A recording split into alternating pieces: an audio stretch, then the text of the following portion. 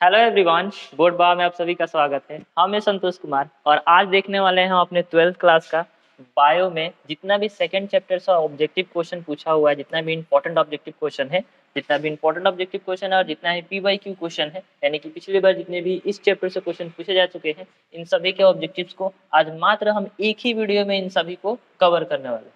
Okay, तो ये जो चैप्टर रहने वाला है हमारा चैप्टर नंबर 2 है पुष्पी पादपों में लैंगिक जनन। इससे जितने भी इंपॉर्टेंट क्वेश्चन है आज हम उसको देखेंगे। तो चलिए स्टार्ट करते हैं।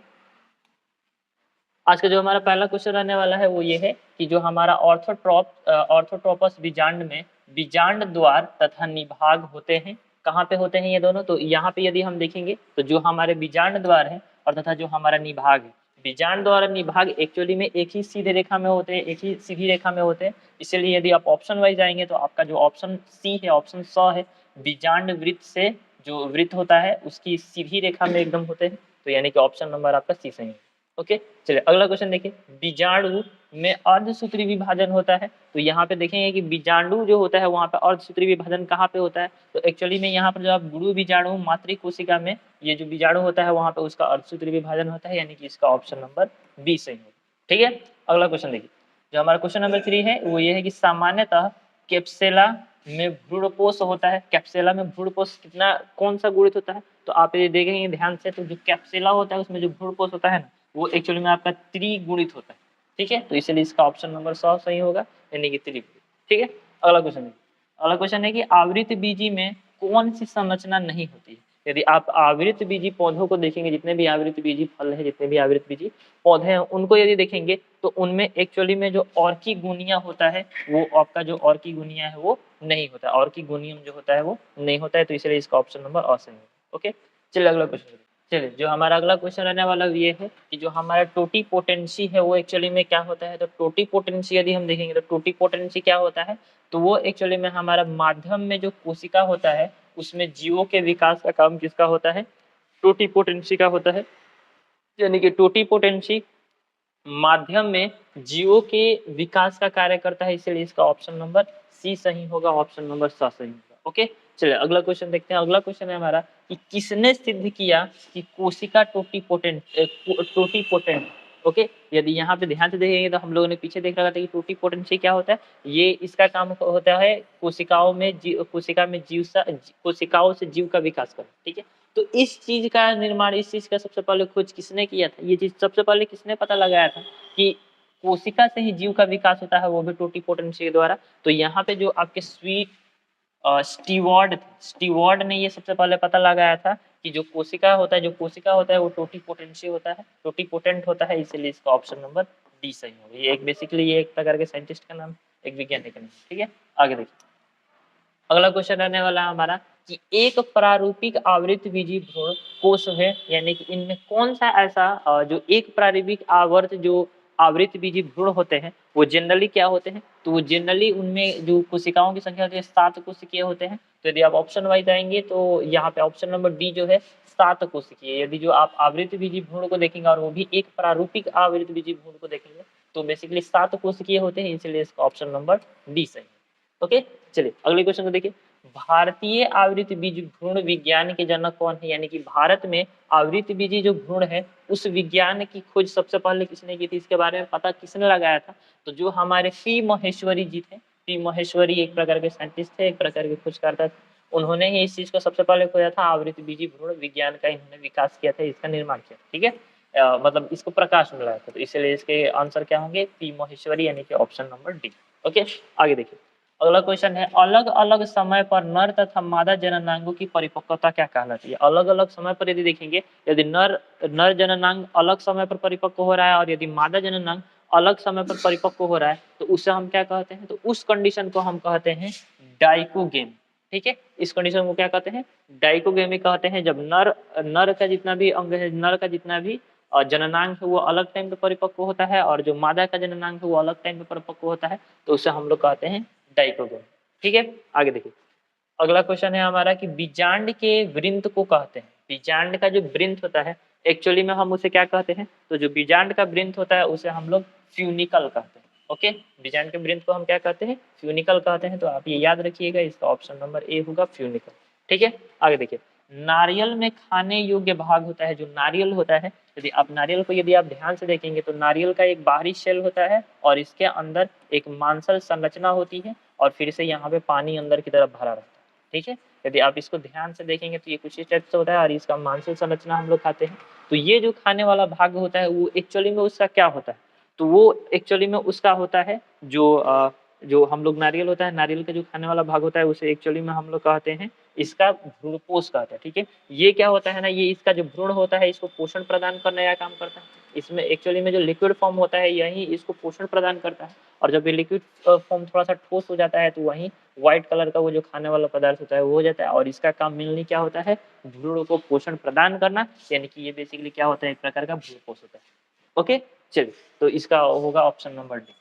अगला क्वेश्चन देखिए, अगला क्वेश्चन है हमारा कि निम्न में से किसे मादा युग्मविद कहते हैं। इनमें से कौन सा ऐसा है जिसे हम लोग मादा युग्मविद कहते हैं, तो एक्चुअली में जो हमारा भ्रूणकोश होता है, भ्रूणकोश, भ्रूणपोष नहीं बोल रहा है, भ्रूणकोश बोल रहा है, भ्रूण, जो हमारा भ्रूणकोश होता है कोश, उसे हम लोग क्या कहते हैं, मादा युग्मविद कहते हैं। तो यदि आप ऑप्शन में देखेंगे तो ऑप्शन नंबर आपका सी मिल जाएगा, भ्रूणकोश। ठीक है, एक होता है भ्रूणकोश और दूसरा होता है भ्रूणपोष। तो हम लोगों ने यहाँ पे नारियल में देखा था भ्रूणकोश, लेकिन एक्चुअली में यहाँ पे क्या है, भ्रूणकोश। ठीक है, जहाँ पे भ्रूण स्थित रहता है। अगला क्वेश्चन देखिए, अगला क्वेश्चन है हमारा कि फूलों में कीटों द्वारा परागण कहलाता है। फूलों में जो कीट होता है, जो कीट द्वारा यदि परागण होता है तो उसे हम लोग क्या कहते हैं। ऑब्वियसली हम लोगों ने देख रखा था कि फूलों में जो होता है परागण की अलग अलग प्रक्रिया हो सकती है। ठीक है, कीट द्वारा हो सकता है, मानव द्वारा हो सकता है, जल द्वारा हो सकता है, हवा द्वारा हो सकता है। तो उसी प्रकार से यदि फूलों में कीटों के द्वारा यदि परागण की प्रक्रिया होगी तो उसे हम लोग क्या कहेंगे, तो उसे एक्चुअली में हम लोग कहते हैं ऑर्निथोफिलो।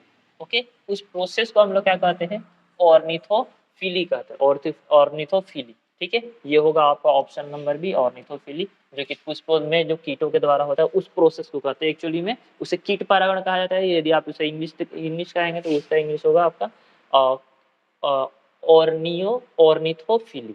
ठीक है, चलिए अगला क्वेश्चन को देखते हैं हम लोग। अगला क्वेश्चन है हमारा कि सेव में खाने योग्य भाग होता है। जो सेव में हम लोग खाते हैं, जो सेव का बाहरी शेल हम लोग खाते हैं, वो एक्चुअली में उसका कौन सा भाग होता है, तो वो एक्चुअली में उसका पुष्पासन होता है। ठीक है, तो पुष्पासन है वहीं आगे को चलकर पुष्पासन आगे को चलकर किसमें बदल जाता है, सेव के खाने वाले हिस्से में बदल जाता है, सेव के फल में बदल जाता है। तो ये एक्चुअली में क्या होता है, इसका पुष्पासन होता है, यानी कि इसका ऑप्शन नंबर डी आपका सही आंसर होगा। ठीक है, अगला क्वेश्चन देखते हैं कि भ्रूणपोष, फिर से यहाँ पर ध्यान दीजिएगा भ्रूणपोष लिखा हुआ है। भ्रूणपोष में कितने क्रोमोसोम होते हैं। भ्रूणपोष में यदि आप देखेंगे तो क्रोमोसोम की संख्या कितनी होती है, तो यहाँ पर यदि आप ध्यान से देखेंगे तो भ्रूणपोष में क्रोमोसोम की संख्या होती है आपकी 3n। ठीक है, 2n नहीं होता है, 3n होता है, यानी कि इसका ऑप्शन नंबर यहाँ पे 3n लिखा है, ऑप्शन नंबर सी से। ठीक है, आगे देखिए अगला क्वेश्चन है, वायु परागित पुष्प सामान्यतः होते हैं। जो वायु परागित पुष्प होते हैं वो जनरली कैसे होते हैं, तो देखिए वायु परागण में क्या होता है ना, कि वायु परागण में किसी भी जीव का यहाँ पे काम नहीं होता है और जनरली यदि आप ध्यान से देखेंगे तो कोई भी फूल बहुत ही ज्यादा आकर्षक लगता है, कोई भी फूल बहुत ही ज्यादा खूबसूरत लगता है। उसका मेन रीजन ये होता है ना, प्रकृति के द्वारा फूलों को इतना आकर्षक क्यों बनाया जाता है, इतना मनमोहक इसलिए बनाया जाता है ना, कि कोई भी जीव कोई भी जीव उसकी ओर आकर्षित हो और कोई भी उसकी ओर अट्रैक्ट होकर वहां पे जाए, और वहां पर जब ऑब्वियसली जाएगा तो उसको छुएगा या फिर उसके अंदर अब छोटे छोटे कीड़े होंगे तो उसके अंदर जाएंगे, जिसके कारण क्या होगा, उसके अंदर का जो परागकण है उसके शरीर पे लग जाएगा और वो दूसरे जब फिर इसी तरह से दूसरे फूल पे जाएगा तो उसके वर्तिकाग्र पर वो परागकण गिर जाएगा, जिससे कि निषेचन की प्रक्रिया हो जाएगी। तो एक्चुअली में उसका जो आकर्षक बनने का जो कारक है वो भी यही है कि यहाँ पे जीव आए और परागण की प्रक्रिया कराएं। अदरवाइज यदि सोच कर देखिए खुद से तो परागकण ऐसे नहीं चला जाएगा, यदि हवा भी नहीं बह रहा है और यदि हवा के द्वारा नहीं हो सकता है तो कीट ही एक ऐसा माध्यम जो कि फूलों में कणों को, पराग कणों को एक जगह से दूसरी जगह पे, एक फूल से दूसरे फूल पे ले जाते हैं और परागण की प्रक्रिया हो पाती है। इसीलिए यहाँ पे कीट बहुत ही ज्यादा महत्वपूर्ण है। और एक्चुअली में ये जो होता है वो कैसे पौधों में होता है, तो देखिए तो कीट कीट द्वारा जो परागण होता है वो आकर्षक फूलों में होता है, क्योंकि कीट वहीं पे जाएंगे जो उनको फूल दिखाई देगा। और इसलिए यदि ज्यादा रेडिश कलर है या फिर ज्यादा येलोइश कलर है, जो भी यदि मतलब बहुत ही अच्छा देखने में लगेगा, वहां पे कीड़े जाएंगे। ठीक है, लेकिन जिसका कलर नहीं होता है तो ऐसा नहीं है कि जिसके पास अच्छा कलर नहीं होता है उसमें परागण नहीं होता, उसमें भी परागण होता है, लेकिन वो जनरली किसके द्वारा होता है, वो वायु के द्वारा होता है। ठीक है, कीड़ों के द्वारा वो नहीं हो पाता है, तो वायु जब हवा वहां पे तेजी से बहता है तो हवा क्या करता है, परागकणों को उड़ा कर ले जाता है और वर्तिकाग्र पर, एक जनरली वर्तिकाग्र पर जब वो गिरते हैं तो वहां पर निषेचन की प्रक्रिया होती है। तो यहाँ पर यदि आप वायु परागित पुष्प को देखेंगे तो क्या उनका आकर्षक होना जरूरी होता है? नहीं होता है, यानी कि वो क्या होते हैं? रंगहीन होते हैं, वो आकर्षक नहीं होते, रंगहीन होते हैं और उनका साइज में बड़ा होने का भी कोई सेंस नहीं है, यानी कि वो साइज में छोटे भी होंगे तो परागण की प्रक्रिया हो जाएगी। तो इसलिए आपका क्या होगा? स और ब दोनों होगा, यानी कि ब स दोनों होगा, यहाँ पे बोथ ऑप्शन नंबर डी सही होगा। ठीक है, चलिए अगला क्वेश्चन देखते हैं। अगला क्वेश्चन है हमारा कि द्विगुणित है, इनमें से कौन सा ऐसा है जो कि द्विगुणित है? तो यदि आप देखेंगे तो अंड जो होता है वो एक गुणित अगुणित होता है। ठीक है, परागण जो पराग होता है, पराग जो कण होता है, यदि आप उसे भी देखेंगे तो वो भी एक प्रकार का नर युग्मक है। और हम लोगों को पता है कि नर युग्मक हो या फिर मादा युग्मक, ठीक है, यदि ये दोनों सेपरेट सेपरेट रहेंगे तो ये अगुणित होंगे। जैसे ही ये दोनों मिल जाएंगे तो इससे जो भ्रूण का निर्माण हो जाएगा, तो भ्रूण जो हमारा होगा वो द्विगुणित होगा। तो एक्चुअली में द्विगुणित इसमें से कौन है? और जो हमारा भ्रूण होता है, तो इन दोनों के मिलने के बाद, युग्मकों के मिलने के बाद युग्मनज का पहले निर्माण होगा। ओके, हम लोगों ने बहुत ही अच्छे से देख रखा था पहले चैप्टर में कि यहाँ पे युग्मनज का निर्माण होगा और यही युग्मनज आगे चलकर किसमें विकसित हो जाएंगे? भ्रूण में विकसित हो जाएंगे। तो यानी कि आपका जो आपका युग्मनज है वो भी आपका द्विगुणित होगा। तो इसमें यदि द्विगुणित कौन सा होगा? युग्मनज होगा, ऑप्शन नंबर डी सही है। ओके, चलिए अगले क्वेश्चन को देखते हैं हम लोग। अगला क्वेश्चन रहने वाला है हमारा कि किस फल में बीज चोल खाया जाता है? इसमें से कौन सा ऐसा फल है जिसका हम लोग बीज चोल खाते हैं? तो यहाँ पर आप ध्यान से देखेंगे ना, तो बीज चोल होता है जो कि बीज को चारों तरफ से ढका रहता है। ठीक है, यदि आप जो आपका जायफल देखेंगे, ठीक है, या फिर आपका लीची देखेंगे या शरीफा है, इन सभी को आप ध्यान से देखेंगे तो इन सभी कहीं ना कहीं बाहरी आवरण जो कि बीज को अच्छे से ढके रहते हैं। यदि आप लीची को बहुत ही अच्छे से ध्यान से देखेंगे तो यहाँ पर क्या होता है? बीच में ऐसे बीज होता है और उसके चारों ओर ऐसे जो खाने वाला हिस्सा होता है वो फैले रहता है, यानी कहीं ना कहीं ये बीज को ढक के रखता है, बीज को पूरी तरह से पैक करके रखता है। ठीक है, और उसी को हम क्या कहते हैं? बीज चोल कहते हैं। तो इसके अनुसार तो ये सभी इसका आंसर होंगे, यानी कि आपका ऑप्शन नंबर डी में लिखा है कि इनमें सभी, तो हाँ ये सभी होंगे, तो इसीलिए इसका सही ऑप्शन होगा ऑप्शन नंबर डी। ओके, चलिए अगले क्वेश्चन को देखते हैं। अगला क्वेश्चन है हमारा कि जो केसर होता है या फिर जिसे हम जाफरान कहते हैं, तो इसका जो पुष्प होता है, इसके किस पुष्प के किस स्रोत से पाया जाता है? जो केसर होता है वो पुष्प के हम लोगों को कौन से हिस्से से प्राप्त होता है? ठीक है, तो एक्चुअली में जो आपके स्टिग्मा होते हैं ना, स्टिग्मा के ही वो हिस्सा है, स्टिग्मा फूल का वो हिस्सा होता है जहाँ से हम लोग केसर प्राप्त करते हैं। बेसिकली वो जो केसर होता है जिसे खाने में यूज किया जाता है, जो कि जनरली बहुत ही ज्यादा महंगे मिलते हैं। ठीक है, उन सभी चीजों को हम लोग कहाँ से प्राप्त करते हैं? स्टिग्मा से, क्योंकि वो बहुत ही कम पाए जाते हैं, उन्हें निकालने के लिए बहुत ही ज्यादा मेहनत करना पड़ता है। ठीक है, आगे देखिए यहाँ पे अगला क्वेश्चन लिखा है हमारा कि भ्रूणकोश की सेंट्रल कोशिका होती है। जो भ्रूणकोश होती है उसकी सेंट्रल कोशिका क्या होती है?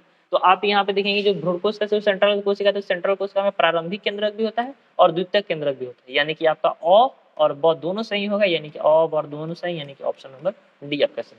ओके, चलिए अगले क्वेश्चन को देखते हैं। अगला क्वेश्चन है हमारा कि जो बीज चोल खाया जाता है, इनमें से कौन सा है जिसमें बीज चोल खाया जाता है? तो यदि ध्यान से आप देखेंगे तो पिछले ही क्वेश्चन में हम लोग देख रखा था कि बीज चोल किसमें खाया जाता है? जायफल, शरीफा, लीची। तो यहाँ पे आपका सेव का हम लोग बीज फल नहीं खाते हैं, ये बीज चोल नहीं खाते हैं, नारंगी का भी नहीं खाते हैं, शरीफा का खाते हैं। तो इसके लिए आपका ऑप्शन नंबर ए सही होगा। ठीक है, यहाँ पे आपके पीछे ही क्वेश्चन में ये चीज का हिंट दे दिया है कि इसका आंसर क्या होगा? शरीफा होगा। ठीक है, ऑप्शन नंबर ए।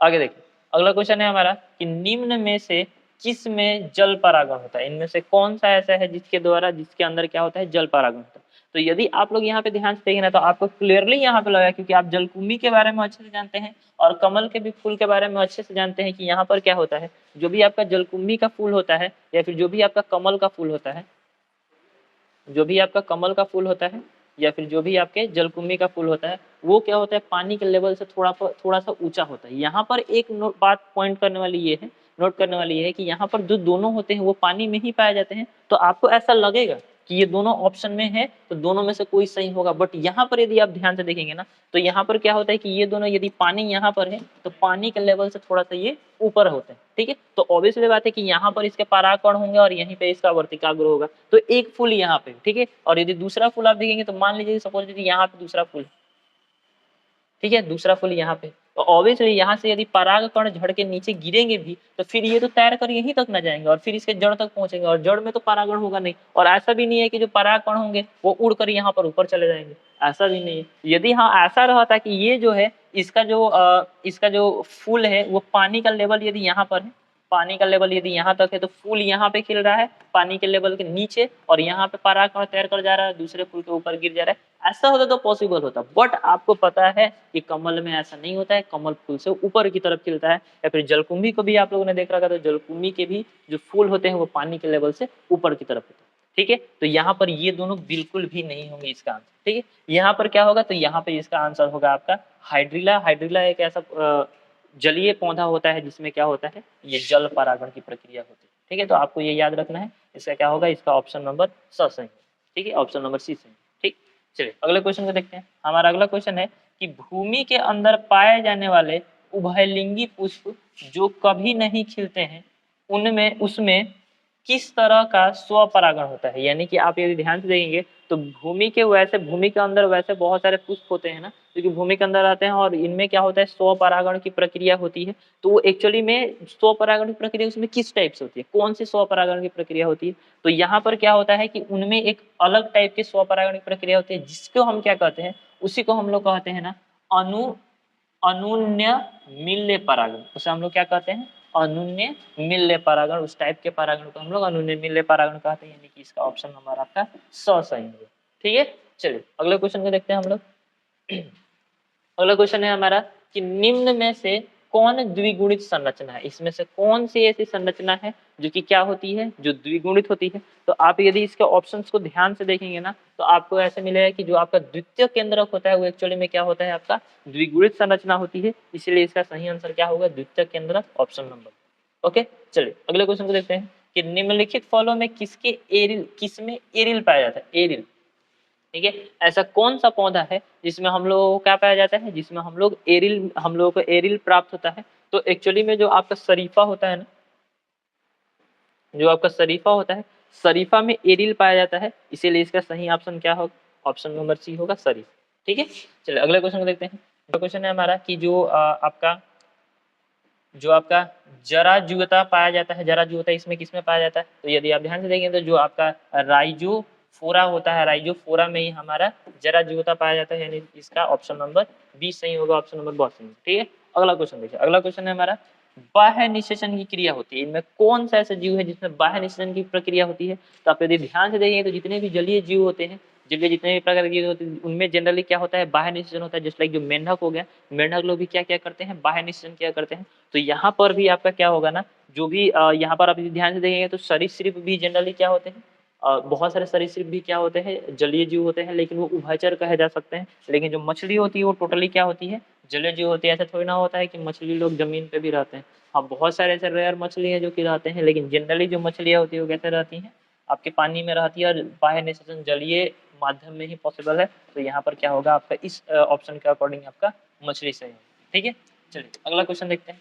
अगला क्वेश्चन है हमारा कि निम्नांकित में से किस पौधे की प्रजातियों में बीज का उत्पादन असंग जनन द्वारा होता है। यानी कि इनमें कौन सा ऐसा है जिनमें जो पौधों की प्रजातियां, उनमें जो बीज का उत्पादन होता है किसके द्वारा होता है, असंग जनन के द्वारा होता है। तो एक्चुअली में जितने भी आपके एस्टरेसी है और जितने भी प्रकार के घास है, जितने एस्टरेसी और जितने भी प्रकार के घास है, उनमें कौन सा जनन होता है, उनमें एक्चुअली में असंग जनन नहीं होता है। यानी कि इसका ऑप्शन नंबर क्या होगा, ऑप्शन नंबर ए सही होगा। यानी कि घास वगैरह में क्या होता है ना, आपका यही असंग जनन होता है। ठीक है, अगले क्वेश्चन को देखिए। अगला क्वेश्चन है बिना निषेचन के विकसित होने वाला फल क्या कहलाता है। जो बिना निषेचन के यदि फल विकसित होता है तो हम उसे क्या कहते हैं, तो ऑब्वियसली देखिए, जो निषेचन के द्वारा जिसमें फल का विकास होगा उसे निषेक जनन कहेंगे, और जिसमें यदि पौधे के द्वारा निषेचन के द्वारा नहीं होगा तो उसमें और लगा देंगे। जैसे जनरली होता है कि जो अपोजिट करंट आता है तो उसमें और लगा देते हैं, ना लगा देते हैं, ऐसा कुछ करके। तो आप इसको ऐसे ट्रिक की तरह मान सकते हैं, यदि निषेचन होगा तो निषेक जनन, यदि बिना निषेचन या फिर निषेचन नहीं होगा तो उसे हम कहेंगे अनिषेक जनित फल। ठीक है, यानी कि ऑप्शन नंबर सी। ठीक है, अगला क्वेश्चन देखिए। एक तरुण नारियल फल से प्राप्त होने वाला नारियल पानी अभिव्यक्त करता है। यानी कि यदि एक नारियल है, उसमें से यदि जो पानी हम लोग को मिल रहा है तो वो हम लोग को क्या दिखा रहा है कि उसका जो पानी है वो किस चीज को रिप्रेजेंट कर रहा है। तो उसका जो पानी है एक्चुअली में ये रिप्रेजेंट कर रहा है ना कि उसका जो मुक्त केंद्रीय भ्रूणपोष है, जो उसका मुक्त केंद्रीय भ्रूणपोष है, उस चीज को डिनोट करता है। तो उसमें जो होता है, उसका जो भ्रूणपोष होता है वो फ्रीली होता है, उसे आसानी से निकाला जा सकता है, क्योंकि हमको पता है उसमें का पानी भ्रूणपोष का काम करता है। ठीक है, तो इसलिए इसका ऑप्शन नंबर डी सही है। ठीक है, चलिए अगला क्वेश्चन देखते हैं।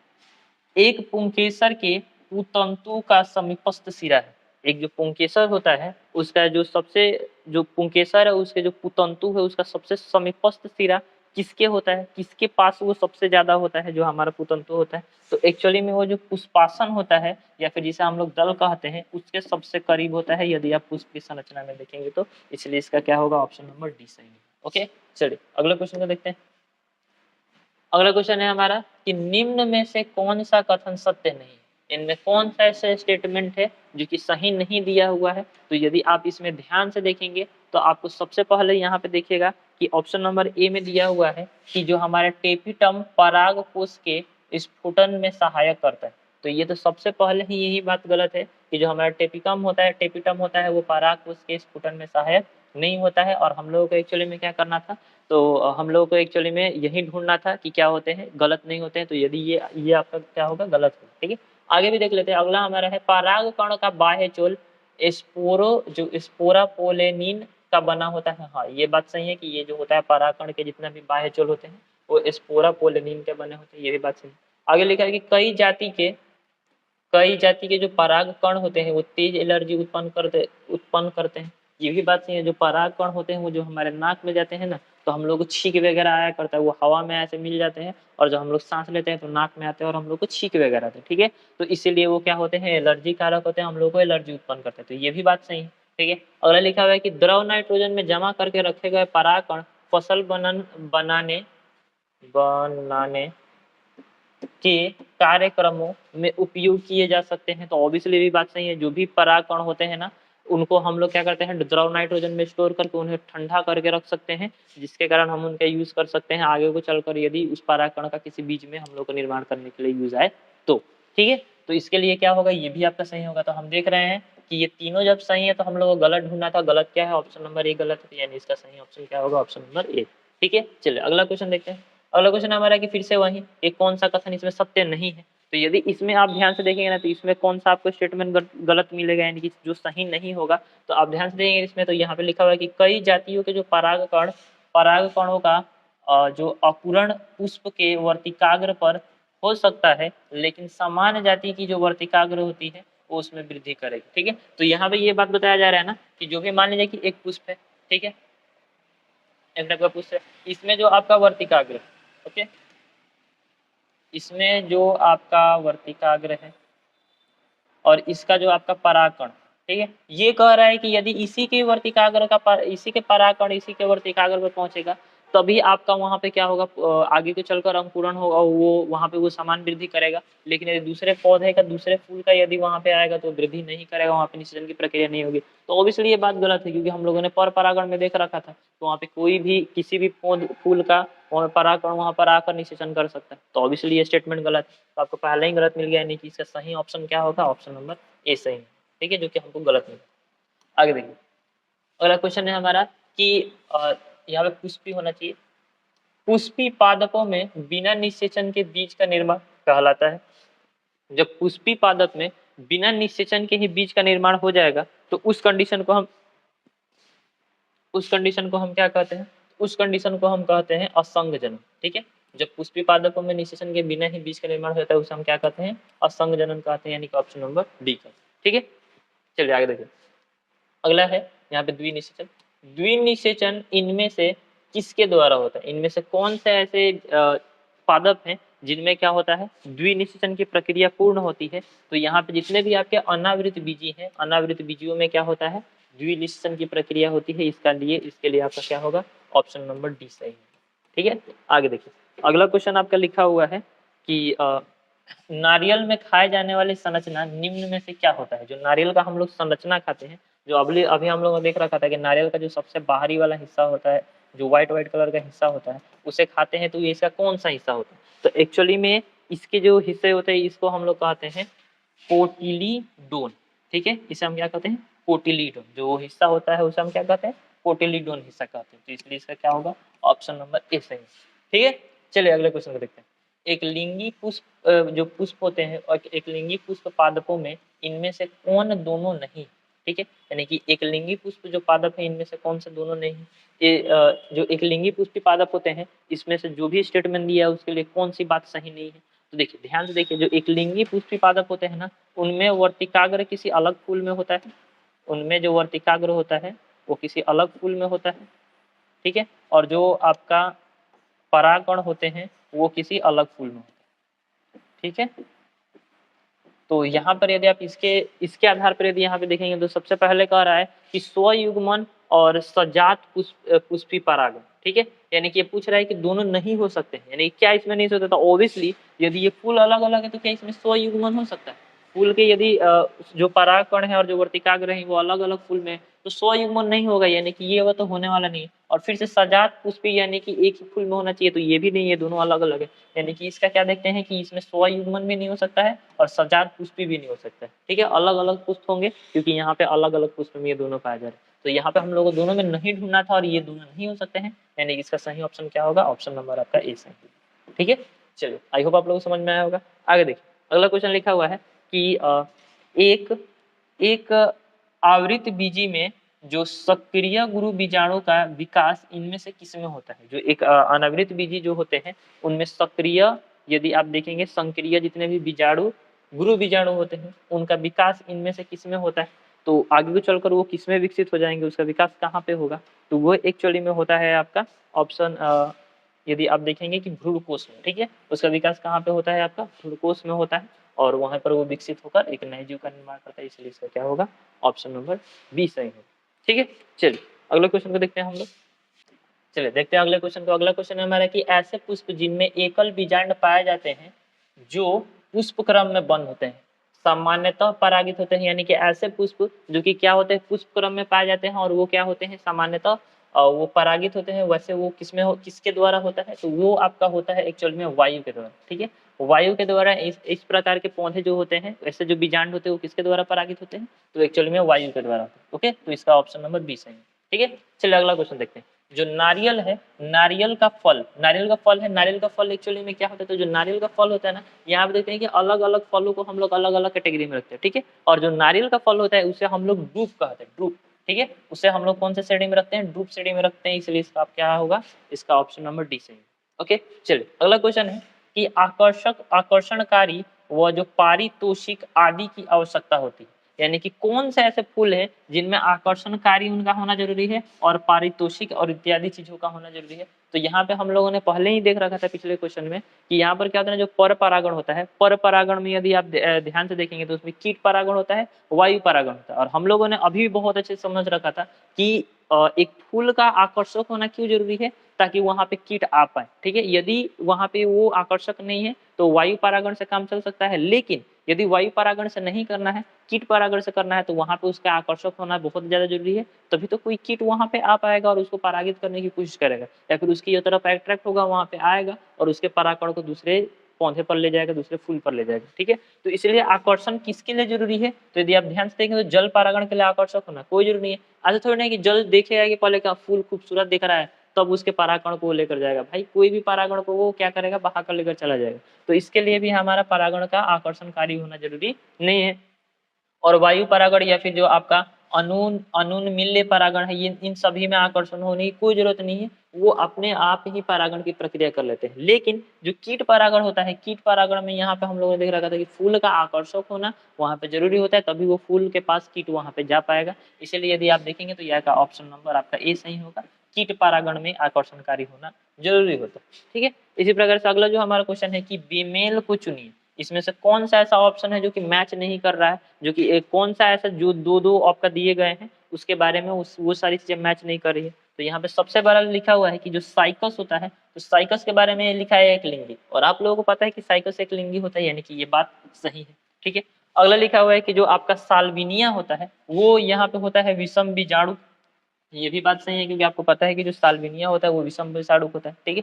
आगे लिखा हुआ है कि जो आपका इक्विसीटम जो होता है वो आपका समबीजाणु होता है, तो ये भी बात आपको पता है कि ये भी बात सही है कि इक्विसीटम जो होता है वो आपका समबीजाणु होता है। बट यहाँ पे जो आपका लिखा है कि पाइनस, ओके, पाइनस एक लिंगी नहीं होता, ठीक है, यानी कि ये तीनों मैच कर रहे हैं, ये तीनों सही बात है, लेकिन ये एक गलत बात है। लेकिन इसमें क्या पूछा था कि इसमें बेमेल ही हम लोग को चुनना था, जो मिल नहीं जो मिल नहीं रहा। तो ये तीनों मिल रहा है तो इसके अकॉर्डिंग ये सही नहीं होगा, बट ये नहीं मिल रहा है तो बेमेल चुना है, तो यही एक ऑप्शन है, ऑप्शन नंबर डी, जो मेल नहीं करा। ओके, तो मानता हूँ कि ये वाला क्वेश्चन डायरेक्टली आपके एग्जाम में नहीं आएगा, लेकिन हो सकता है कि इससे इनडायरेक्टली क्वेश्चन पूछा जाए, इस क्वेश्चन से इनडायरेक्टली क्वेश्चन पूछा इस तरह से पूछा जा सके कि इसमें बताइए कि साइकस कौन सा कितने लिंगी होता है, एक लिंगी, द्विलिंगी, त्रिलिंगी। तो मानते हैं कि ये डायरेक्टली क्वेश्चन नहीं है, हो सकता है कि डायरेक्टली क्वेश्चन आ जाए, तो ये आपके लिए अच्छी बात है, लेकिन आपको ये सारी चीजें याद करनी इसलिए भी जरूरी है क्योंकि डायरेक्टली अदरवाइज इनडायरेक्टली ये आपके एग्जाम में जरूर आएगा। ओके, तो मेक श्योर आप इन सभी क्वेश्चन को ध्यान से देखिए। चलिए अगले क्वेश्चन को देखते हैं। अगला क्वेश्चन रहने वाला है हमारा कि जो दोहरा निषेचन होता है वो क्या होता है। एक्चुअली में दोहरा निषेचन क्या होता है? दोहरा निषेचन में आप यदि देखेंगे तो जो भी आपके पुष्प होते हैं और पुष्प के अंदर जो आपका बीजांड होता है, जो भी आपके पुष्प होते हैं और जो पुष्प के अंदर बीजांड होता है, यहाँ पे जब परागकण, यहाँ पे दोनों परागकण आते हैं तो वो लोग पराग ऐसे नली का निर्माण करते हैं, ठीक है। और यहाँ पे जो यहाँ पे फूल के अंदर जो आपका बीजांड होता है वहाँ पे उसको जाकर केंद्रक में जाकर 2 बार वहाँ पे निषेचन करते हैं, ठीक है, केंद्रक में जाकर 2 बार निषेचन करते हैं केंद्रक के साथ। तो इसीलिए यहाँ पे यदि आप ऑप्शन को देखेंगे तो यहाँ पे लिखा हुआ है कि 2 नर, यहाँ पे नर होना चाहिए, 2 नर युग्मकों का एक अंड के साथ संलयन, नहीं ये बात गलत है, ठीक है। एक नर युग्मक का 2 ध्रुवीय केंद्रकों के साथ संलयन, ठीक है, इसको देखते हैं। अगला है हमारा कि एक पराग नली के 2 नर युग्मकों का 2 भिन्न अंडकों के साथ संलयन, इसको हम देखते हैं। नर युग संलयन और त्रिसंलयन, ये नहीं होगा। इसमें देखेंगे, यदि इसमें आप यदि ध्यान से देखेंगे ना तो ये वाला जो है कि एक नर युग्मक एक नर युग्मक का 2 ध्रुवीय केंद्रकों के साथ संलयन, और दूसरा में दिया है कि एक पराग नली के 2 पराग नली नहीं, पराग नली ये आपके युग्मकों के 2 अंडकों के साथ संलयन नहीं होते हैं। आपका जो ये नर युग्मक होता है ना वो 2 ध्रुवीय केंद्रकों के साथ आपका संलयन करता है, यानी कि आपका इसका क्या होगा, ऑप्शन नंबर इसका बी सही होगा। ओके, इसका क्या होगा, ऑप्शन नंबर बी सही होगा। ओके, चलिए अगला क्वेश्चन देखते हैं। अगला क्वेश्चन है हमारा कि पराग कणों का बहुत से वर्षों के लिए द्रव नाइट्रोजन में किस तापमान पर भंडारण किया जा सकता है। यदि हम लोगों ने अभी देख रखा था कि हम लोग क्या करते हैं ना, पराग कणों को द्रव नाइट्रोजन में उसको हम लोग कंजर्व करके रख सकते हैं, उसे स्टोर करके रख सकते हैं, लेकिन वहाँ पे उसका एक टेम्परेचर फिक्स होना चाहिए ताकि वहाँ पे वो क्या हो सके, वो अच्छे तरह से रह सके और वो खराब ना हो सके या फिर उसकी कार्य क्षमता समाप्त ना हो जाए, ठीक है। तो इसके लिए वहाँ पे टेम्परेचर क्या होना चाहिए ना, तो उसके लिए टेम्परेचर बहुत ज़्यादा लो होना चाहिए ताकि वो खराब ना हो, और वो टेम्परेचर एक्चुअली में होना चाहिए आपका -196 डिग्री सेल्सियस। तो यहाँ पे यदि आप देखेंगे तो आपका ऑप्शन नंबर ए में ही दिया है -196 डिग्री सेल्सियस, यानी कि इसका सही ऑप्शन क्या होगा, ऑप्शन नंबर, ठीक है। अगला क्वेश्चन देखिए। अगला क्वेश्चन है आपका निम्नलिखित में से किस में इसके जो जीवन काल में केवल एक बार ही पुष्पन होता है। तो हम लोगों ने अपना जो पहला चैप्टर कवर कर रखा था उसमें ही हम लोगों ने देख रखा था कि बहुत सारे ऐसे पौधे होते हैं ना कि जो कि अपने पूरे जीवन काल में मात्र एक ही बार फ्लावरिंग करते हैं, मात्र एक ही बार उनमें पुष्प लगता है, ठीक है। और ये यहाँ पे हम लोगों ने वहाँ पे देख रखा था कि एक प्रकार से उसमें एक बांस एग्जाम्पल आया था कि बांस एक इसका ऐसा एग्जाम्पल हो सकता है ना, बांस को आप ये देखेंगे तो बांस में जल्दी फूल नहीं लगता है, और लगता भी है तो उसके पूरे लाइफ टाइम में मात्र एक ही बार लगता है, बांस में फूल लगता है, ठीक है। अदर जितने भी फूल है, अदर जितने भी पेड़ हैं उनमें बार बार लगता है, लेकिन बांस वगैरह जितने भी टाइप के इसमें पौधे, जितने भी प्रकार के पेड़ हैं उसमें मात्र उसके जीवन काल में एक ही बार उसमें फ्लावरिंग होता है, एक ही बार फूल लगता है। तो यदि आप ऑप्शन को देखेंगे तो आम में तो हर साल आपका फूल लगता है, ये नहीं होगा। कटहल में तो हर साल कटहल लगता है, तो फूल के बिना कटहल कैसे होगा, तो कटहल हर साल होता है तो ऑब्वियसली कटहल भी होगा, कटहल भी नहीं होगा। पपीता में भी हर साल आपका क्या होता है, पपीता लगता रहता है, तो ऑब्वियसली कुछ पपीता तो साल भर होते रहते हैं, सालों भर फूल लगते रहते हैं, पपीता भी नहीं होगा। ये आपका बांस की जितनी भी स्पीसीज है, बांस की जितनी भी प्रजातियां हैं उन लोगों में क्या होता है, उनके लाइफ टाइम में मात्र एक ही बार पुष्पन होता है, एक ही बार फ्लावरिंग होता है, एक ही बार फ्लावर्स उसमें आते हैं, तो उसी को हम लोग क्या, इसका ऑप्शन सही तो क्या होगा, ऑप्शन 100 होगा, यानी कि ऑप्शन नंबर सी सही होगा, ठीक है। चलिए अगले क्वेश्चन को देखते हैं। अगला क्वेश्चन है हमारा कि निम्नलिखित में से कौन सा पराग को जीवाश्मों के रूप में परिरक्षित करने में सहायक साबित हुआ। ओके, यानी कि इनमें से कौन सा ऐसा है जो कि क्या करता है, पराग कणों को जीवाश्म के रूप में संरक्षित करने का कार्य करता है। तो यदि आप यहाँ पे ध्यान से देखेंगे ना तो यहाँ पे आपको मिलेगा कि जो आपका स्पोरोपोरेलिनिन जो होता है, स्पोरोपोलेनिन जो होता है वो क्या करता है, जीवाश्म पराग कणों को जीवाश्म के रूप में परिरक्षित करने का कार्य करता है, इसलिए इसका क्या होगा, ऑप्शन नंबर डी आपका सही है। ओके, चलिए अगले क्वेश्चन को देखते हैं। अगला क्वेश्चन है हमारा कि युग्मक सामान्यतः किस प्रकार के होते हैं। जो युग्मक होता है वो कैसा होता है, तो यहाँ पे हम लोग देख रखा था ना कि जब युग्मक जो भी होता है, नर युग्मक हो, जो भी आपका हो, नर युग्मक हो, ओके, या फिर मादा युग्मक हो, नर युग्मक या फिर मादा युग्मक हो, तो ये दोनों क्या होते हैं ना, यदि सिंगल सिंगल रहेंगे तो अगुणित होंगे, ये दोनों क्या होंगे, अगुणित होंगे। लेकिन जब ये दोनों मिल जाएंगे तभी ये क्या होंगे, द्विगुणित हो जाते हैं। लेकिन जब अलग अलग रहते हैं तो ये आपके अगुणित होते हैं। तो इसमें क्या पूछा था, इसमें युग्मनक नहीं पूछा है, इसमें सिर्फ युग्मक पूछा है, यानी कि अलग अलग पूछा है। तो वो दोनों क्या होंगे, ऑब्वियसली अगुणित होंगे। और आपके ऑप्शन नंबर ए में ही दिख रहा होगा अगुणित, और अगुणित को हम लोग क्या कहते हैं, हैप्लॉइड कहते हैं, यानी कि इसका सही ऑप्शन क्या होगा, ए होगा, हैप्लॉइड इसका सही आंसर होगा। ओके, चलिए अगले क्वेश्चन को देखते हैं हम लोग। अगला क्वेश्चन है हमारा कि जो स्त्री दल चक्र, स्त्री दल चक्र जो पुष्प में होता है वो बना होता है, स्त्री दल चक्र किसका बना होता है, तो एक्चुअली में स्त्री दल चक्र जो है हमारा वो बना होता है आपका देखिए स्त्री दल चक्र यदि आप ध्यान से देखें ना तो वो आपका वर्तिकाग्र भी होता है, उसमें आपका वर्तिका भी होता है, आपका अंडाशय भी होता है। तो यदि आप देखेंगे इसको ध्यान से तो इसमें सभी सही है, यानी कि इसका क्या होगा, उपयुक्त सही, उपयुक्त सभी, ऑल ऑफ दिस इसका सही आंसर होगा। ठीक है, चलिए अगले क्वेश्चन को देखते हैं। जो आपकी वेलिस नेरिया होती है, वेलिस नेरिया का जो पुष्प होता है उसमें कौन सा, वो कौन सी परागित होती है, जो वेलिस नेरिया जो आपका फूल होता है वो किस प्रकार का परागण उसमें होता है।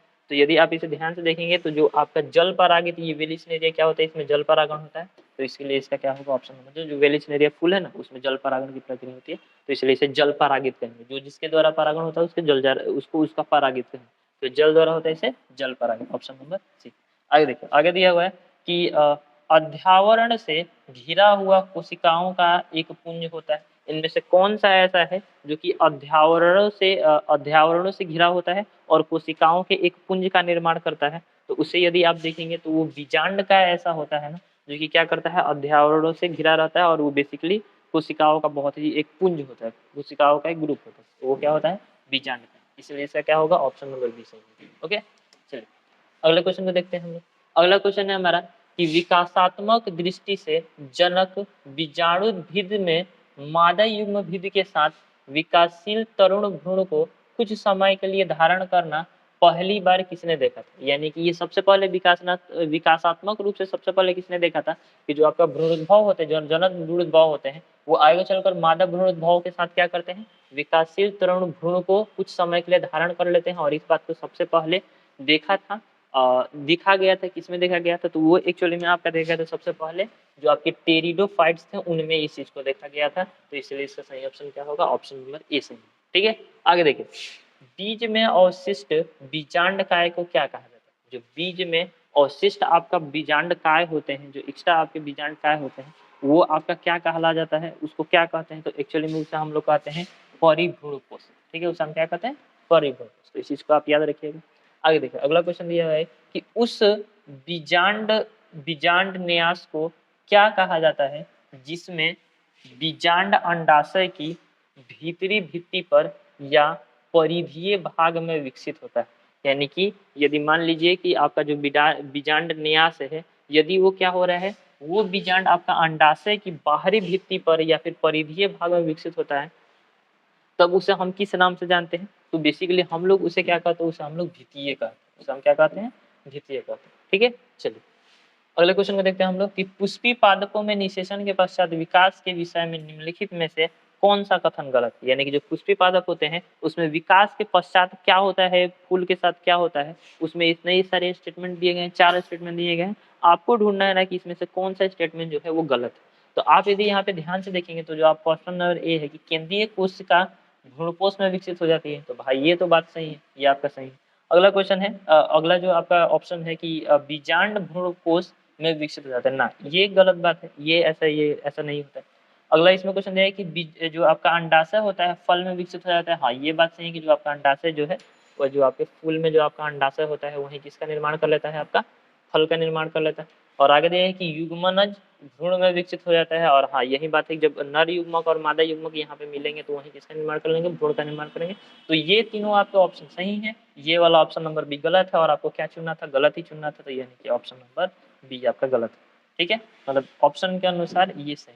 ठीक, आगे देखिए, अगला क्वेश्चन है हमारा कि पुष्पी पादपों में निषेचन के पश्चात विकास के विषय में निम्नलिखित में से कौन सा कथन गलत। अच्छा, ये वही बात बोल दी है फिर से कि वही क्वेश्चन है दोबारा, यानी कि यही बीजांड भ्रूणकोश में विकसित हो जाता है। ठीक है ये गलत बात है क्योंकि इसमें गलत क्वेश्चन, ठीक है वही रिपीट क्वेश्चन हो गया। अगला क्वेश्चन देखिए, कुछ पादपों में मादा जो होती है, कुछ पादपों में मादा युग्मक बिना निषेचन के भ्रूण में परिवर्तित हो जाते हैं, इस घटना को हम क्या कहते हैं? तो कुछ पादपों में क्या होता है, हम लोगों ने पहले भी देख रखा था कि यदि बिना निषेचन के भ्रूण का निर्माण हो जाएगा तो उसे हम क्या कहेंगे? उसे हम लोग अनिषेक जनन कहेंगे, यानी कि ये आपका क्या हो जाएगा? ऑप्शन नंबर इसका ब सही हो जाएगा, ऑप्शन नंबर बी। ठीक है चलिए अगला क्वेश्चन देखते हैं।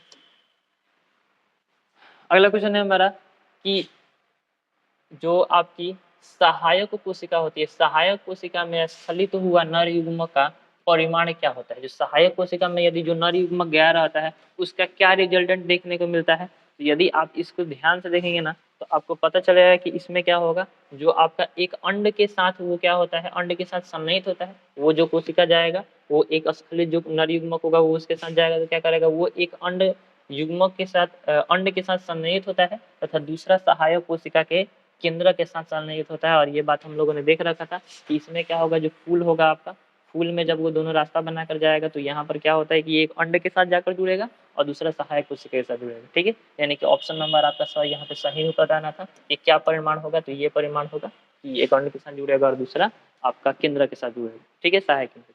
आगे देखिए अगला क्वेश्चन है हमारा कि एक अंड के साथ संगलित होता है, नहीं अगला क्वेश्चन कौन सा है?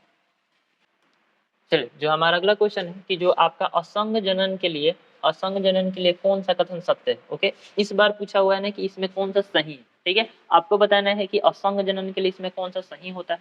ठीक है तो यहाँ पर यदि आप ध्यान से देखेंगे तो आपको मिलेगा कि जो ये असंग जनन होता है, पहले नंबर में बोला हुआ है कि बिना निषेचन के द्विगुणित भ्रूण का निर्माण, और हम लोगों ने भी देख रखा था कि असंग जनन क्या होता है ना, यदि निषेचन के बगैर ही क्या होगा, भ्रूण का निर्माण हो जाएगा तो उसे हम क्या कहेंगे? असंग जनन कहेंगे। तो ये क्या होगा, आपका ऑप्शन नंबर ए सही है। तो इस बार सही ढूंढना था इसलिए आपका ऑप्शन नंबर ए सही है। ओके चल अगले क्वेश्चन को देखते हैं हम लोग। अगला क्वेश्चन है हमारा कि निम्न में से क्या मक्का के बीच में नहीं पाया जाता है? इनमें से कौन सा ऐसा है जो कि मक्का के बीज में हम लोगों का नहीं पाया जाता है? तो यदि आप इसको ध्यान से देखेंगे तो आपको पता चलेगा कि एक्चुअली में जो आपका परिभ्रूणकोष है ना वो मक्का के बीज में नहीं पाया जाता है। तो इसलिए इसका क्या होगा, आपका ऑप्शन नंबर डी सही है। ओके चलिए अगला क्वेश्चन है हमारा कि आवृत बीजियों में सर्वाधिक सामान्य प्रकार का जो भ्रूणकोष है वो उसके बारे में क्या बताया गया है कि आवृत बीजी जितने भी होते हैं उनमें जो सामान्य प्रकार के जो भ्रूणकोष होते हैं उसके लिए कौन सा स्टेटमेंट यहाँ पे सही दिया गया है, कौन सा स्टेटमेंट आपका सही बताया गया है? तो यदि आप इसको देखेंगे ऑप्शन वाइज तो आपको पहले मिलेगा कि समसूत्री विभाजनों की एक अवस्था के साथ चतुष्बीजक, तो नहीं ये बात गलत है। दूसरा दिया है कि तीन क्रमिक समसूत्री विभाजन के साथ एकल बीजाणु, ओके ये बात सही है क्योंकि इसमें त्रिसूत्री जो होते हैं, 3N जो होते हैं वो बीजाणु होते हैं और एकल बीजाणु का निर्माण करते हैं, इसलिए इसका क्या होगा, ऑप्शन नंबर ब सही। ठीक है चलिए अगले क्वेश्चन को देखते हैं हम लोग। अगला क्वेश्चन है हमारा कि निम्न में से किसमें स्वयुग्मन तथा सजात सजात पुष्पी परागण प्रतिबंधित होता है? इनमें से कौन सा ऐसा है जिसमें क्या होता है, स्वयुग्मन नहीं होता है और साथ ही साथ सजात जो पुष्पी परागण होता है वो भी, सजात जो पुष्पी परागण होता है वो भी इसमें नहीं होता। ठीक है तो जो पपीता होता है एक्चुअली में पपीता का एक ऐसा फूल होता है ना जिसमें स्वयुग्मन भी नहीं होता है और सजात पुष्पी परागण भी नहीं होता है, क्योंकि पपीता में अलग अलग फूल होते हैं, परागकण अलग होते हैं और वो वर्तिकाग्र अलग होते हैं। ठीक है परागकोश अलग और वर्तिकाग्र अलग, इसलिए इसका होगा सही नंबर ऑप्शन नंबर बी। ठीक है तो ये थे सभी क्वेश्चन जो कि आपके एग्जाम के पॉइंट ऑफ व्यू से बहुत ही ज्यादा जरूरी थे। अब हम लोग देखेंगे कि कौन से ऐसे क्वेश्चन है जो कि पहले पूछे जा चुके हैं, हमारे पीवाई क्वेश्चन क्या है, इसके लिए इंपॉर्टेंट क्वेश्चन जितने भी पहले पूछे जा चुके हैं वो सभी हम लोग अब देखेंगे। चलिए स्टार्ट करते हैं उसे क्वेश्चन को। तो ये सबसे पहला हमारे पीवाई के क्वेश्चन में सबसे पहला क्वेश्चन है कि जो क्लोरेला निम्न में से क्या है? जो हमारा क्लोरेला होता है वो एक प्रकार किस प्रकार का जीव है? क्या वो शैवाल, जीवाणु, प्रोटोजोआ या फिर एकल कोशिका प्रोटीन, सिंगल सेल प्रोटीन? ओके तो यहाँ पे हम देखेंगे जो क्लोरेला है एक प्रकार का शैवाल होता है, इसलिए इसका सही ऑप्शन क्या होगा, सही ऑप्शन ए होगा। ठीक है चलिए अगला क्वेश्चन दिया है कि जो निम्नांकित है, निम्नांकित में से कौन जलीय जंगली घास है? इनमें से ऐसा कौन सा ऐसा पौधा है जो कि एक प्रकार का क्या है, जलीय जंगली घास का रूप में काम करता है, जलीय जंगली घास है। तो इसमें यदि आप देखेंगे तो ये आपका जो आपका जो ट्रापा होता है ये नहीं होता, लेकिन जो हाइड्रिला होता है, हाइड्रोला एक प्रकार का जलीय जंगली घास होता है और जो आपका जलकुंभी होता है वो भी एक प्रकार का जलीय जंगली घास होता है। तो इसलिए इसका क्या होगा, बी और सी दोनों होगा, तो ऑप्शन नंबर इसके अनुसार डी सही होगा। ओके, चलिए अगला क्वेश्चन को देखते हैं। अगला क्वेश्चन दिया है कि स्त्री दल चक्र, यानी जो पुष्पों में स्त्री दल चक्र होता है बना होता है, तो स्त्री दल चक्र हम लोगों ने अभी देख रखा था, पिछले क्वेश्चन में पूछा हुआ था इंपॉर्टेंट क्वेश्चन में कि स्त्री दल चक्र जो होता है किससे निर्मित होता है। तो इसमें हम लोग देख रखा था कि जो भी आपके स्टिग्मा होते हैं, जो भी स्टाइल होता है और जो भी ओवरी होता है, इन सभी के मिलने से हमारा स्त्री दल चक्र बनता है, यानी कि इसमें से उपयुक्त सभी हो। ठीक है, सभी से निर्माण होता है इसका। ठीक है, चलिए अगले क्वेश्चन को देखते हैं। अगला क्वेश्चन है हमारा कि ईस्ट में प्रजनन मुख्यतः किसके माध्यम से होता है। जो ईस्ट होता है, ईस्ट में प्रजनन किसके द्वारा होता है। तो यहाँ पे हम लोगों ने देख रखा था ना कि ईस्ट जो होता है, ईस्ट कुछ इस टाइप से होता है। ठीक है, और इसमें क्या होता है, ऐसे बाहर निकलता रहता है और वो क्या होता है, बाद में खंडित हो जाता है। लेकिन यहाँ पे जो ये संरचना इसमें निकलती रहती है, इसे हम लोग इसका मुकुल कहते हैं, और इसी प्रोसेस को हम लोग कहते हैं कि इसमें क्या होता है, मुकुलन द्वारा जो मुकुल, जिसमें मुकुल निकलता है और मुकुल टूटकर खंडित होता है, अलग हो जाता है, तो उसे हम लोग क्या कहते हैं कि वो मुकुलन का प्रोसेस है। यानी कि इसका सही ऑप्शन क्या होगा, ऑप्शन नंबर है, मुकुलन के द्वारा इसमें जन्म की प्रक्रिया होती है। ठीक है, आगे देखिए। जब जायांग में स्त्री केसर एक दूसरे से जुड़े रहते हैं तो वो क्या कहलाता है। जो भी आपका जायांग होता है, जो स्त्री वाला हिस्सा होता है फूल में, यदि वो एक दूसरे से जुड़े रहेंगे तो उस कंडीशन को हम क्या कहते हैं, तो उस कंडीशन को एक्चुअली में हम लोग कहते हैं बहुअंड। ठीक है, तो इसलिए इसका ऑप्शन नंबर क्या होगा, डी सही होगा। चलिए अगले क्वेश्चन को देखते हैं। अगला क्वेश्चन दिया हुआ है कि टैप्टल टैप्टल कोशिका दर्शाता है, इनमें से कौन सा ऐसा कोशिका है जो कि टैप्टल कोशिका को दर्शाता है। तो यदि आप यहाँ पे देखेंगे तो जो भी आपका इंडोमाइटोसिस तथा जो बहुगुणित जितनी भी कोशिकाएं होती हैं वो आपके टैपेटल की कोशिका को दर्शाती हैं, इसलिए इसका सही ऑप्शन क्या होगा, ऑप्शन नंबर डी से। ओके, चलिए अगला क्वेश्चन को देखते हैं। अगला क्वेश्चन है हमारा कि जो आपके पिस्टी पिस्टिलेट शब्द का प्रयोग किया जाता है। पिस्टिलेट जो शब्द है उसका प्रयोग हम लोग कहाँ किया करते हैं, तो एक्चुअली में जो एक लिंगी स्त्री पुष्प के लिए हम लोग इसका यूज करते हैं। किसका, जो आपका पिस्टिलेट शब्द है उसका यूज करते हैं हम लोग एक लिंगी पुष्पी, इस एक लिंगी जो स्त्री पुष्प होता है उसके लिए। ठीक है, मतलब ऐसा होता है ना कि बहुत बार होता है कि कुछ पुष्पों में स्त्री केसर अलग होता है। ठीक है, स्त्री वाला हिस्सा अलग होता है और पुरुष वाला हिस्सा यानी कि वो एक लिंगी होते हैं, तो उस चीज के लिए हम लोग किस शब्द का यूज करते हैं, पिस्टिलेट शब्द का यूज करते हैं। ठीक है, चलिए अगले क्वेश्चन को देखते हैं कि निम्न में से कौन पुष्पी जलोद्भिद है। इनमें से कौन सा ऐसा है जो कि पुष्प जो जो पौधा है वो जलोद्भिद होता है। तो यहाँ पे भी यदि आप देखेंगे तो जो आपका सिंघाड़ा होता है वो एक्चुअली में वो पौधा किस प्रकार का होता है, जलोद्भिद होता है, तो इसलिए इसका सिंघाड़ा सही होगा, ऑप्शन नंबर ए सही होगा। ओके, चलिए अगले क्वेश्चन को देखते हैं। हमारा अगला क्वेश्चन दिया हुआ है कि जो पराग भित्ति होती है, पराग भित्ति इसमें से किस प्रकार की होती है। तो पराग भित्ति एक्चुअली में वो द्विस्तरीय होती है। जो पराग भित्ति होती है वो द्विस्तरीय होती है। जो पराग कोष होता है, पराग कोष को यदि आप ध्यान से देखेंगे तो पराग कोष को आप कट करेंगे तो उसकी जो भित्ति होगी वो पराग भित्ति होगी, और वो एक्चुअली में दो स्तर से बनी होती है, तो इसीलिए हम लोग क्या कहते हैं इसको द्विस्तरीय। ठीक है, तो इसका ऑप्शन नंबर डी से है। चलिए क्वेश्चन नंबर 10 देखते हैं। क्वेश्चन नंबर 10 हमारा दिया हुआ है कि वेलिस नेरिया के पुष्प होते हैं। वेलिस नेरिया के पुष्प किस प्रकार के होते हैं, तो शायद हम लोगों ने इस क्वेश्चन को पहले भी देख रखा था कि ये जो होते हैं वो जल परागण इसमें होता है, यानी कि ये जल परागित होते हैं, ऑप्शन नंबर सी सही है। ओके, चलिए अगले क्वेश्चन को देखते हैं। अगला क्वेश्चन दिया है हमारा कि जो भी अनुन्मील्य परागण वाले पौधों में निश्चित रूप से होता है, जो भी अनुन्मूल्य जो भी परागण वाले पौधे होते हैं उनमें निश्चित रूप से क्या होता है, तो यहाँ पे आप यदि देखेंगे तो उन लोगों में स्वपरागण निश्चित रूप से स्वपरागण होगा ही होगा, यानी कि इसका ऑप्शन नंबर ए सही होगा। ये निश्चित रूप से जितने भी अनुमूल्य परागण वाले पौधे होते हैं उनमें स्वपरागण होता है। ठीक है, आगे देखते हैं। अगला क्वेश्चन दिया है कि परागकण मुख्यतः होते हैं। तो परागकण एक्चुअली में आपका स्पोरोफाइट युग्मक होते हैं, लेकिन ये मेनली क्या होते हैं, मेनली ये आपके नर युग्मक होते हैं जो परागकण होते हैं, इसलिए इसका सही ऑप्शन क्या होगा, ऑप्शन नंबर सी सही होगा। ठीक है, यहाँ पे अगला क्वेश्चन दिया हुआ है कि परागकण होते हैं। अगर फिर से लिखा है कि परागकण क्या होते हैं, तो एक्चुअली में परागकण हम लोगों ने अभी कुछ देर पहले ही देख रखा था, एक क्वेश्चन आया था कि परागकण में क्या होता है, वो एलर्जी कारक होते हैं, जिसके कारण यदि परागकण हमारे नाकों में आएंगे तो हमें एलर्जी उत्पन्न होगा या फिर छींक वगैरह, एलर्जी के रूप में हम लोग को छींक वगैरह आएगा। तो इस प्रकार से जो आपके परागकण होते हैं वो क्या होते हैं, एक एलर्जी कारक होते हैं। तो यहाँ पे आपका ऑप्शन नंबर सी। ओके, चलिए आगे ध्यान से देखते हैं। अगला क्वेश्चन है कि गुरु बीजाणु मात्र कोशिकाओं से क्या बनता है। जो गुरु बीजाणु मात्र कोशिका होता है आखिर में उससे बनता क्या है, तो ये हम लोगों ने देख रखा था कि उससे गुरु जो बीजाणु होता है वो बनता है। ठीक है, गुरु बीजाणु मात्र कोशिका से गुरु बीजाणु बनता है। ठीक है, चलिए अगले क्वेश्चन को देखते हैं। पुष्पीय पौधों में नए युग्मक का निर्माण किसके विभाजन से होता है। जो पुष्पीय पौधे हैं उनमें जो नया युग्मक होता है किस चीज के विभाजन से यहाँ पे नए बीजों का निर्माण होता है, जो नए युग्मक होते हैं उनका निर्माण होता है। तो एक्चुअली में वो जो लघु बीजाणु मात्र कोशिकाओं हैं उनके विभाजन से यहाँ पे हमारे नए युग्मक का निर्माण होता है। ठीक है, ये हम लोगों ने अपने सेकंड क्वेश्चन में सेकंड चैप्टर में पढ़ रखा है।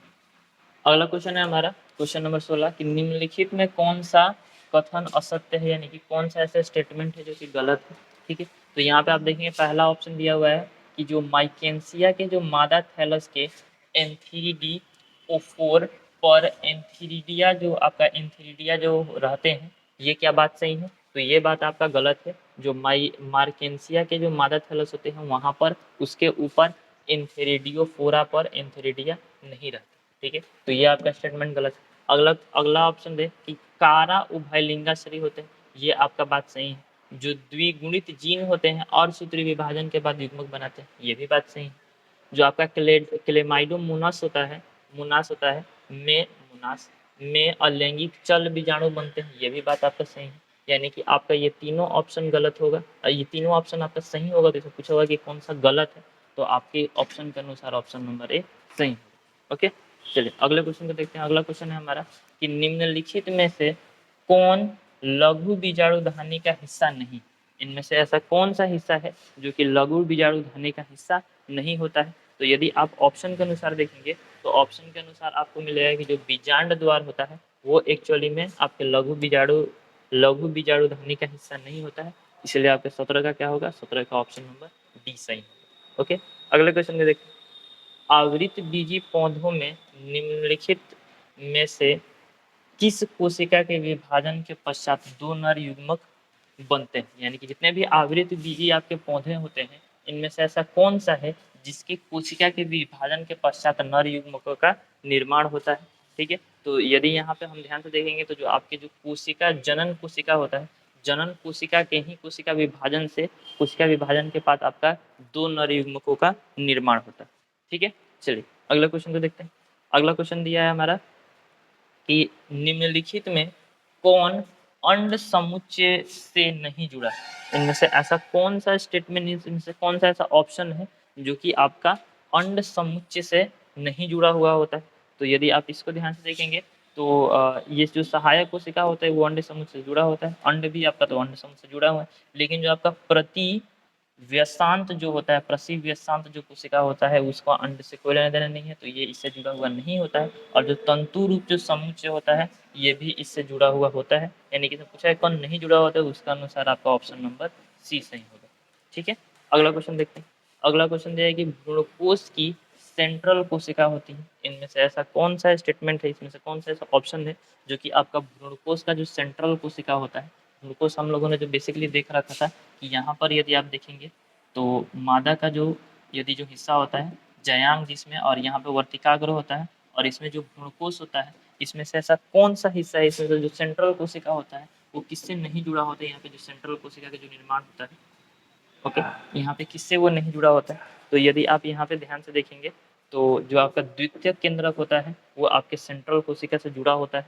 तो इसलिए आपका क्या होगा, ऑप्शन नंबर बी सही होगा। ठीक है, अगला क्वेश्चन देखते हैं। जो हमारा अगला क्वेश्चन रहने वाला ये है कि निम्न में से कौन नर युग्मक से संयोजित कर भ्रूणपोष बनाता है। यानी कि इनमें से कौन ऐसा है जो कि नर युग्मक से संयोजित करके भ्रूणपोष का निर्माण करता है। तो बेसिकली हम लोग ने देख रखा था कि जो सहायक कोशिका होती है, सहायक कोशिका जब नर युग्मक से संयोजित करती है तो वो आपके भ्रूणपोष का निर्माण करती है। इसलिए इसका ऑप्शन क्या होगा, ऑप्शन नंबर सी सही। ठीक है, सहायक कोशिका ही वो कोशिका होती है जो नर युग्मक से संयोजित करके भ्रूणपोष का निर्माण करती है। ठीक है, चलिए अगला क्वेश्चन देखते हैं। अगला क्वेश्चन है हमारा क्वेश्चन नंबर 22। आवृतबीजी पौधों के भ्रूणपोष में गुणसूत्रों की जो सूत्र गुणता होती है वो क्या होती है? यानी कि जो आवृतबीजी जितने भी पौधे होते हैं उनमें भ्रूणपोष के गुणसूत्रों की जो सूत्रण होता है, गुणसूत्रों की जो गुणसूत्रता होती है वो क्या होता है? तो वो बेसिकली हम लोगों ने पिछले भी क्वेश्चंस में देख रखा था कि भ्रूणपोष की यदि बात करें भ्रूणपोष की, तो भ्रूणपोष में 3n की जो गुणसूत्रता होती है वो होती है। तो यहाँ पर यदि देखेंगे तो ऑप्शन में 3n आपको ऑप्शन नंबर सी से मिलेगा। ओके, चलिए आगे देखते हैं।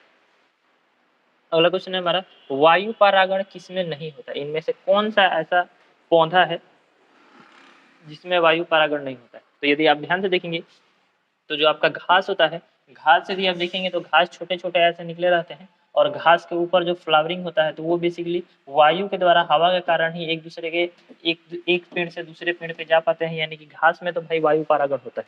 ठीक है, मक्का भी यदि देखेंगे तो मक्का में ऊपर की तरफ जो ऐसा निकला रहता है, ओके, ये आपका परागकण यहाँ पे होता है और जो बाली यहाँ पे ऐसे निकला रहता है, जो मक्का निकला रहता है उस पे हवा के थ्रू ही ये नीचे से ऐसे गिर के आता है और तब यहाँ पे हमारा निषेचन की प्रक्रिया होती है, यानी कि ये भी हमारा वायु परागण होता है। गेहूं में आप बेसिकली देखेंगे तो गेहूं में भी जो होता है कि ऐसे निकले रहते हैं और फिर यहाँ पे जो इसके फूल रहते हैं यहाँ पे इसका टच होता है, तो सब ये हवा के कारण ही, जैसे ही हवा बहता है तो सब एक दूसरे में ऐसे टकराते हैं या फिर उसके जो परागकण होते हैं वो उसके ऊपर झड़ जाते हैं और यहाँ पर क्या होता है, निषेचन की प्रक्रिया पूर्ण होती है। तो ये गेहूं में भी आपका क्या होता है कि निषेचन होता है, वायु परागण के द्वारा ही निषेचन होता है। लेकिन एक जो आपका सेल्विया ही एक ऐसा पौधा है जिसमें वायु परागण नहीं होता है, तो इसमें पूछा है कि नहीं होता है, तो इन तीनों में होता है, इसमें नहीं होता है, इसलिए आपको ऑप्शन नंबर डी सही होगा। ओके, चलिए अगला क्वेश्चन को देखते हैं। अगला क्वेश्चन है हमारा कि बीज चोल खाया जाता है, इनमें से कौन सा ऐसा फल है जिसका बीज चोल खाया जाता है? तो हम लोगों ने पिछले भी क्वेश्चंस में देख रखे थे कि जो लीची होता है, आपका शरीफा होता है, इन सभी का बीज चोल हम लोग खाते हैं। तो इसका भी ऑप्शन क्या है, इसमें शरीफा है और एज इट इज ऐसे ही एक क्वेश्चन आया हुआ था, तो इसका क्या होगा, शरीफा आंसर होगा। ठीक है, चलिए आगे देखते हैं।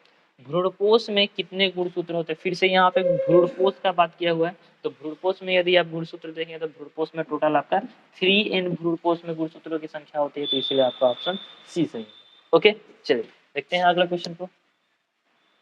अगला क्वेश्चन है हमारा कि जो आवृतबीजी पौधों के भ्रूणपोष में गुणसूत्रों की, ये तो सेम क्वेश्चन आ गया, ये आपका वही 3n होगा। ठीक है, अगला क्वेश्चन देखते हैं। जो आपके ऑर्थोटॉप्स होते हैं, ऑर्थोट्रोपस बीजांड होते हैं, वो निम्नलिखित में से किसमें पाया जाता है? जो ऑर्थोट्रोपस आपका बीजांड एक प्रकार का पाया जाता है वो आपका बेसिकली किसमें होता है? तो ये यदि आप देखेंगे तो हेलिएंथस अनुअस, ओके, इसमें ये पाया जाता है, यानी कि आपका ऑप्शन नंबर डी सही है। ओके, चलो अगला क्वेश्चन देखते हैं। आज का जो हमारा सेकंड लास्ट क्वेश्चन रहने वाला है वो है, निम्नलिखित में से किस समूह में अगुणित पादप शरीर होता है? यानी कि इनमें से कौन से ऐसे पौधे के टाइप हैं जिनमें अगुणित जो पादप शरीर होता है वो अगुणित होता है? तो यदि आप देखेंगे तो जितने भी ब्रायोफाइट्स होते हैं, जितने भी प्रकार के आपके ब्रायोफाइट्स होते हैं, उन सभी में आपका जो शरीर, पादप का जो शरीर होता है वो अगुणित होता है, तो इसलिए आपका होगा ऑप्शन नंबर। ओके, चलिए आज का जो हमारा लास्ट क्वेश्चन रहने वाला है वो ये है कि घास के बीच में जो प्रशल्क या फिर जिसे आप स्कुटेनलम कहते हैं, स्कुटेलम, ओके, को क्या कहते हैं? तो जो घास के बीज में जो प्रशल्क होते हैं उसे हम लोग एक्चुअली में क्या कहते हैं? तो उसे हम लोग कहते हैं बीज पत्र। ठीक है, उसे हम लोग बीज पत्र कहते हैं, यानी कि वो भ्रूणपोष नहीं होगा, बीज आवरण भी नहीं होगा, भ्रूणीय अक्ष भी नहीं होगा, उसके हम लोग बीज पत्र कहते हैं। बीज को चारों तरफ से घेर के रखता है, इसलिए इसका ऑप्शन नंबर क्या होगा? ऑप्शन नंबर इसका बी सही है। ओके, तो ये थे हमारे सभी पीवाईक्यू क्वेश्चन और इससे पहले हम लोगों ने पहले लेक्चर के शुरुआत में ही हम लोगों ने जो इंपॉर्टेंट क्वेश्चन है उसको देख रखा था और ये थे हमारे पीवाई क्वेश्चन जो कि पिछले साल में पूछे जा चुके। ठीक है, आई होप आप लोगों को ये सारी चीज़ें समझ में आई होंगी। आप लोगों को इन सभी को ट्राई करना है कि पूरी चीज़ें याद हो जाए, पूरी चीज़ें समझ में तो आ ही गई होंगी और इसके इसी तरह से जितने भी चैप्टर से इंपॉर्टेंट और जितने भी पीवाईक्यू क्वेश्चन हैं वो सभी आपको यहाँ पे लाइन बाय लाइन दिए जाएंगे। आप मेक श्योर कि सारे वीडियो को ध्यान से देखिए और उसमें हो सके तो जितना आप उसे कवर कर सके, जितना आप उसे कॉपी में नोट कर सके आप उसे नोट करें, ताकि मेरा ये मानना है ना कि यदि आप एक बार उसे कॉपी में नोट करेंगे, सिर्फ देखकर ऐसे छोड़ देंगे तो शायद वो उतना तरीके से आपके माइंड में नहीं जाएगा, बट एक बार आप उसे लिखेंगे तो वो शायद और बेहतर से आपके दिमाग में जाएगा, जो कि आपके भी एग्जाम के लिए बहुत ही बेहतर है। ओके, तो मिलते हैं इसी तरह से चैप्टर नंबर 3 में, तब तक के लिए जय हिंद।